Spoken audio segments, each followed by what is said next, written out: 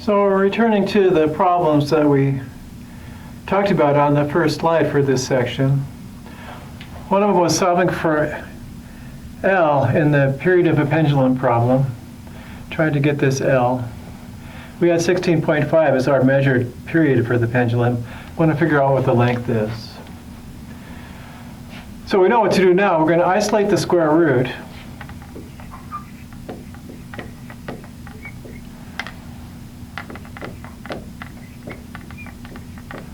So it's going to look like that. And then we're going to square both sides.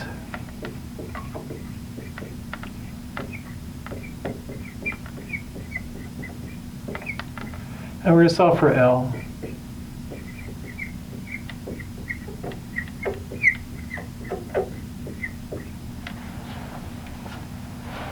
And that comes out to be about 220.6775.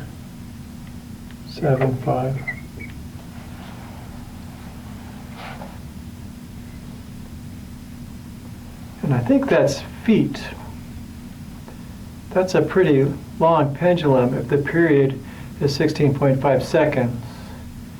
I'm trying to think about pendulum or penduli I've seen swinging like this. And the ones I've seen have had lengths about 60 feet. And the period was more like 8 seconds. So I guess if you're going 16.5 seconds, it's going to be significantly longer. Interesting. So that's maybe 10 or 15 stories tall. That'd be a nice pendulum to watch, swinging back and forth. And also we can do the same process on here without substituting number for t. We can solve the thing for L in the same way by isolating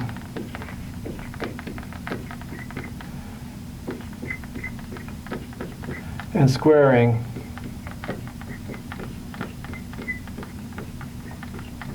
And solving.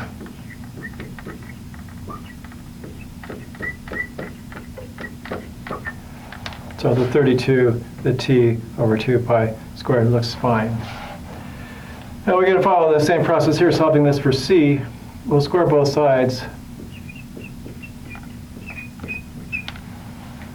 Now I have to solve for c. So I'll multiply both sides by c and divide both sides by z squared. Multiplying by c and dividing by z squared. Leave c on the left. Leaves the L over z squared on the right.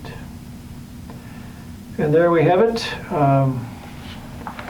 Some example problems that occur in science and some other problems that you might find as you're solving geometric problems with those radicals.